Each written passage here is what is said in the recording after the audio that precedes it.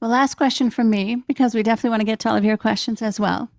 So actually, this kind of leads right to my last question. As you know, a few years ago, I taught a course. We called it Three Visions of International Politics.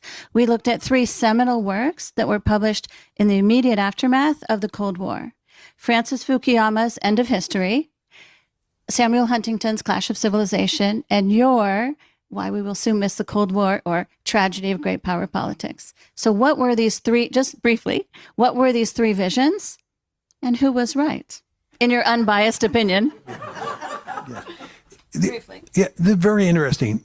Frank Fukuyama wrote what I think is the most famous article that's ever been written on American foreign policy. George Kennan's X article from Foreign Affairs in 1947 comes close.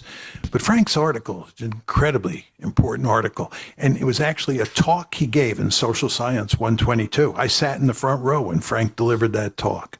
February 1989. Yes, sorry, 1989, right before the Cold War ended. And it's called The End of History, as I'm sure many of you know. And Frank's argument was that we had defeated fascism in the first half of the 20th century. We had defeated communism in the second half of the 20th century. And the wave of the future was liberalism. Every state was going to become a liberal democracy. We had the wind at our back. And it has a lot of democratic peace theory in it and so forth and so on, as I described it to you before. It was wild-eyed optimism.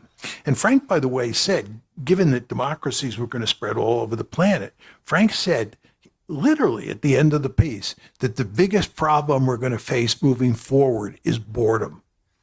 Right? Okay. Now, let me just very quickly say, Frank's article had real cachet throughout the 1990s.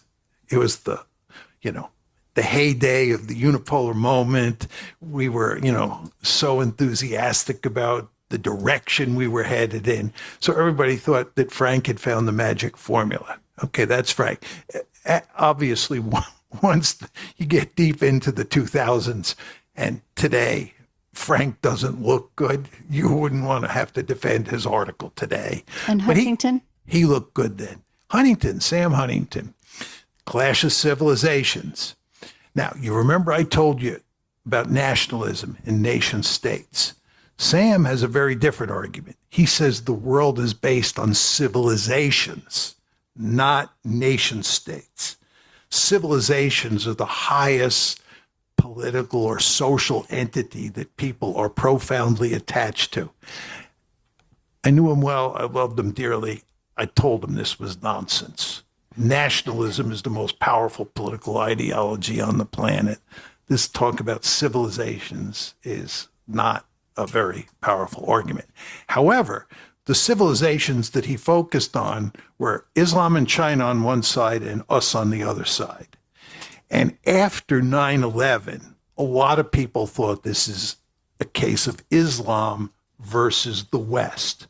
They hate us because of who we are. We hate them because of who they are. And therefore, Sam looked like he was in the driver's seat after 9/11. So you get Frank from 1989 up to 9/11, and then Sam for a few years after that, I'd say up to about 2017.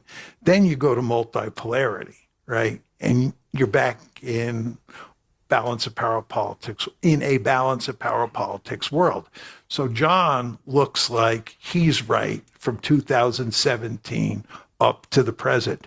But I think you can make a case that all three of those theories held real cachet at different periods since the Cold War ended.